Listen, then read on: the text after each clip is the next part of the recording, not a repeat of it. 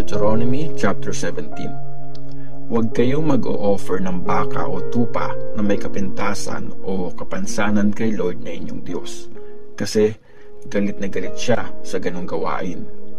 Pag may nabalitaan kayo sa lugar nyo, babae o lalaki na gumawa ng masama kay Lord na inyong Diyos, nilabag ang kasunduan sa Kanya, nag-serve sa ibang Diyos at sinamba sila, o sa sun, moon at stars na pinagbawal, imbestigahan niyong mabuti. Pag napatunayang may napakasamang nangyaring ganon sa Israel, dadilhin niyo sa labas ng bayan ang taong gumawa ng masama. Babatuhin niyo siya hanggang mamatay. Hahatulan lang siya ng kamatayan kung may 2 o 3 witness laban sa kanya. Hindi pwedeng isa lang para hatulan ng kamatayan. Unang babato ang mga witness at susunod ang buong bayan. Sa ganitong paraan nyo aalisin ang kasamaan sa inyo. Pag masyadong mahirap para sa inyong mag-decide sa isang kaso, gaya ng pagpatay, demandahan, damage sa tao o bagay, o kahit anong kasong mahirap ayusin para sa inyo, pumunta kayo sa lugar na pipiliin ni Lord na inyong Diyos. Doon nyo sasabihin ang tungkol sa kaso sa mga paring Levites at sa judge na in charge sa araw na yon. Sila ang magde-decide. Gagawin nyo ng mabuti ang magiging desisyon nila. Susundin nyo ang mga instructions nila at hindi kayo lalabag doon sa hatol nila. Papatayin ang hindi susunod sa sinabi ng priest o ng judge na nagsiserve sa araw na yon kay Lord na inyong Diyos. Sa ganitong paraan nyo aalisin ang kasamaan sa bayang Israel. Pag narinig nila ang tungkol dito, matatakot ang lahat at di na susuway pa. Instructions sa pagpili ng hari. Pag nakapasok na kayo at nasakop nyo na ang lupaing binibigay sa inyo ni Lord na inyong Diyos at nakatira na kayo doon, maiisip nyo na mabuti sa inyong magkaroon ng hari tulad ng ibang mga bayan sa paligid nyo. Pwede nyong gawin yon, pero ang ilalagay nyong hari ay yung pipiliin ni Lord na inyong Diyos. Dapat kapwa nyo Israelite at hindi dayuhan. Hindi siya dapat magpadami ng kabayo o magpadala ng tao sa Egypt para bumili nun, since sinabi ni Lord na never kayong babalik doon. Hindi siya dapat mag-asawa ng madami at baka hindi na siya maging loyal kay Lord. Di rin siya dapat magpayaman. Pag naging hari siya, gagawa siya ng kopya ng mga utos na ito na nasa mga paring Levites. Dapat laging nasa kanya ito at araw-araw niya itong babasahin sa buong buhay niya. So, magkakaroon siya ng takot kay Lord na Diyos niya sa pag-aaral at pagsunod sa mga kautusan at instructions nun. Sa pagbabasa nito, hindi magiging mas mataas ang tingin niya sa sarili kesa sa kapwa niya, at para hindi siya lumihis at laging sumunod sa kautusan. Pag ganon, matagal siyang maghahari pati na ang lahi niya sa Israel. Deuteronomy chapter 18. Ang parte para sa mga priest. Ang mga paring Levites, yung buong tribe ng Levi, ay walang magiging parte sa lupain ng Israel. Ang para sa kanila, yung mga offerings at ibang sacrifices kay Lord. Wala silang share sa lupain, di gaya ng ibang tribes. Ginawa sila ni Lord ng mga priest niya, at siya ang bahala sa kailangan nila gaya ng promise niya. Ito ang para sa mga priest galing sa mga inoffer, baka man o tupa, ang balikat, pisngi at tiyan. Ibibigay sa kanila ang unang harvest nyo ng butil, alak, olive oil at wool na galing sa tupa nyo. Kasi sa lahat ng tribes nyo, sila at ang lahi nila ang pinili ni Lord na inyong Diyos na mag-serve bilang priest niya forever.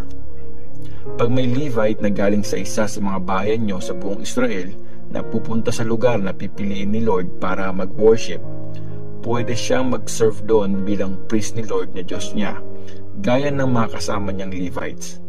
Pareha sa mga kapwa niya priest ang dami ng tatanggapin niyang parte sa mga offering, bukod pa sa mga binibigay ng pamilya niya sa kanya. Warning sa mga gawaing ayaw ni Lord. Pag dumating na kayo sa lupaing ibibigay ni Lord na inyong Diyos, huwag niyong gayahin ang mga napakasamang ginagawa ng mga bayang nandun. Wala dapat sa inyong magsusunog ng anak bilang offering. Wala din dapat ng huhula, nag-i-interpret ng mga signs, ng kukulam, ng gagayuma, mga gumagamit ng magic, at kumukonsulta sa mga kaluluwa. Galit na galit si Lord sa mga gumagawa niyan. Kaya papalayasin ni Lord na inyong Diyos ang mga bayang yon sa lupaing pupuntahan nyo. Dapat kayong maging loyal lang kay Lord na inyong Diyos.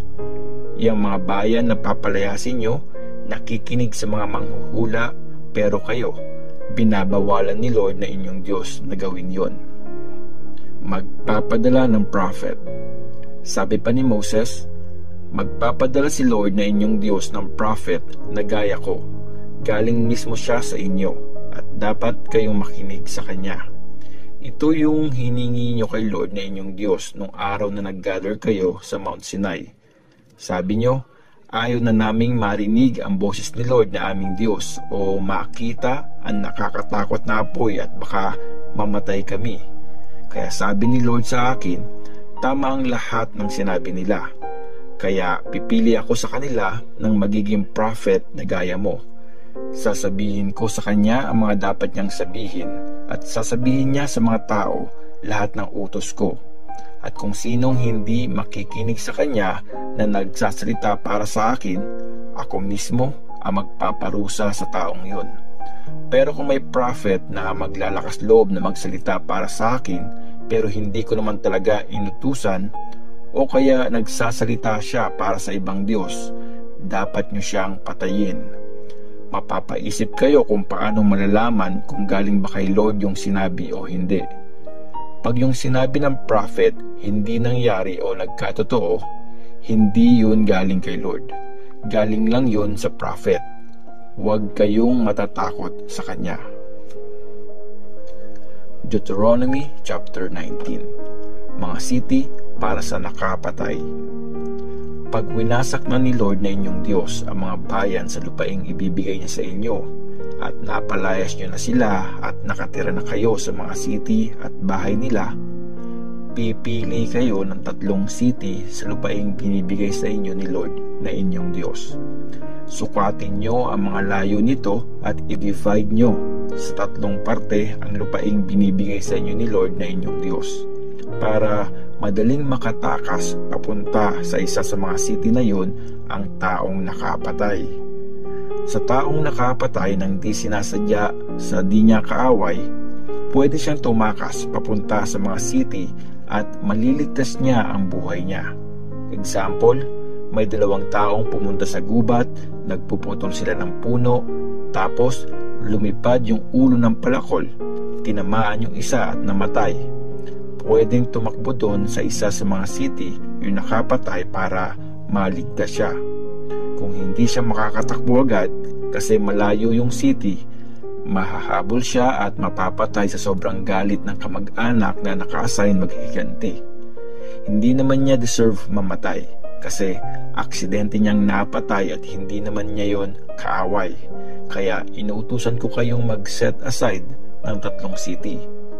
Pag nilawakan ni Lord na inyong Diyos ang teritoryo nyo, gaya ng pinangako niya sa mga ancestors nyo at binigay niya na ang buong lupaing pinangako niya, mangyayari ito pag sinunod nyo ng mabuti lahat ng utos niya na sinasabi ko sa inyo ngayon at mahalin si Lord na inyong Diyos at mamuhay ayon sa gusto niya. Pwede kayong magdagdag ng 3 pang city. Gawin nyo ito para walang inosente ang papatayin sa lupaing binibigay sa inyo ni Lord na inyong Diyos, kasi pananagutan nyo pag pinatay nyo ang walang kasalanan.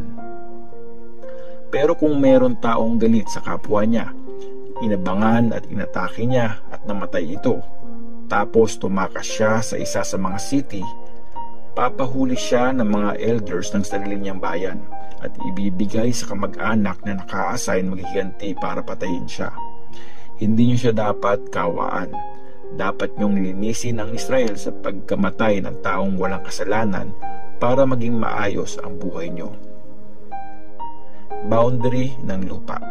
Huwag niyong gagalawin ang boundary ng lupa ng kapwa nyo na sinet ng mga ancestors nyo sa lupaing binibigay sa inyo ni Lord na inyong Diyos para sakupin. Tungkol sa mga witness. Hindi sapat ang isang witness para mahatulang guilty ang isang tao sa kahit anong krimen o kasalanang ginawa niya. Kailangang 2 o 3 witness para ma-prove yun. Pag may masamang witness ang nagsinungaling tungkol sa kapwa niya, pupunta sila pareho ng inakusahan niya sa lugar na pipiliin ni Lord kung saan mag-worship. Doon sila haharap sa mga priest at judges na in charge sa araw na yon. Iimbestigahan silang maigi ng mga judge. At pag napatunayang nagsinungaling ang witness, gagawin niyo sa kanya ang parusang gusto niyang mangyari sa inaakusahan niya. Sa ganitong paraan niyo aalisin ang kasamaan sa inyo. Maririnig ng lahat ang nangyari at matatakot sila. At wala na sa inyong gagawa ng ganong kasamaan. Hindi kayo dapat maawa. Ang bayad sa buhay ay buhay. Mata sa mata, ngipin sa ngipin, kamay sa kamay at paa para sa paa. Deuteronomy chapter 20. Mga bagay tungkol sa gera. Pag nakipaggera na kayo sa mga kaaway nyo at nakita nyo ang mga kabayo at mga chariots, pati ang army nilang mas malaki sa inyo, huwag kayong matatakot. Kasi kasama nyo si Lord na inyong Diyos na naglabas sa inyo sa Egypt. Bago kayo lumaban, pupunta sa unahan ng army ang priest at magsasalita. Sasabihin niyang, Israel, makinig kayo. Ngayon lalabanan nyo ang mga kaaway nyo. Huwag manghina ang loob nyo, huwag kayong matakot, magpanik o kabahan sa kanila. Kasama nyo si Lord na inyong Diyos, siya ang lalaban sa mga kaaway nyo para sa inyo at ipapanalo niya kayo. Tapos, sasabihin ng mga officers sa mga tao, meron ba sa inyong nagtayo ng bagong bahay na di pa napapabless? Kung meron, umuwi na siya, baka mamatay siya sa laban at iba ang gagawa nun. Meron ba sa inyong may bagong ubasan pero di pa na-enjoy ang bunga nun?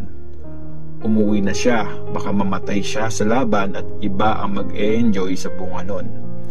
Meron ba sa inyong engaged na magpakasal? Kung meron, umuwi na siya, baka mamatay siya sa laban at iba ang magpakasal doon. Sasabihin din ng mga officers sa army, meron ba sa inyong natatakot at naduduwag? Umuwi na siya, baka magaya pa sa kanya ang mga kasama niya. Pag natapos ng kausapin ng mga officers ang army, maglalagay na ng mga commander para mag-lead. Bago nyo sugurin ang isang city, bigyan nyo sila ng chance na sumuko. Pag sumuko sila at pinapasok na kayo, lahat ng tao doon magsaserve at sapilitang magtatrabaho para sa inyo. Pero kung ayaw nila makipag-ayos at gustong makipaggera sa inyo, papaligiran at lulusubin nyo ang city. Pag binigay na sa inyo ni Lord na inyong Diyos ang city, papatayin nyo lahat ng lalaki doon. Pero yung mga babae at bata, mga alagang hayop at lahat ng nandun, pwede nyong kunin para sa inyo at i-enjoy. Binigay ni Lord na inyong Diyos ang mga yon sa inyo. Ganon ang gagawin nyo sa mga city na napakalayo sa bansang titirahan nyo. Pero yung mga city sa lupaing binibigay ni Lord na inyong Diyos sa inyo, wala kayong ititirang buhay. Uubusin nyo silang lahat. Mga Hittites, Amorites, Canaanites, Perizzites, Hivites at Jebusites, gaya nga ng inutos ni Lord na inyong Diyos. Ubusin nyo sila nang di nila kayo maturuan ng mga napakasamang ginagawa nila para sa mga Diyos nila. Kasi pag ginawa niyo yun, magkakasala kayo kay Lord na inyong Diyos. Pag matagal nyo nang nilulusob ang isang city para masakop, huwag nyong sisirain ang mga puno. Pwede nyong kainin ang bunga nun, pero huwag nyong putulin. Kaaway nyo ba ang mga puno para wasakin nyo? Ang mga puno lang na di makakain ang bunga ang pwede nyong putulin at gawing gamit na panlusob sa city hanggang sa masakop nyo na ito.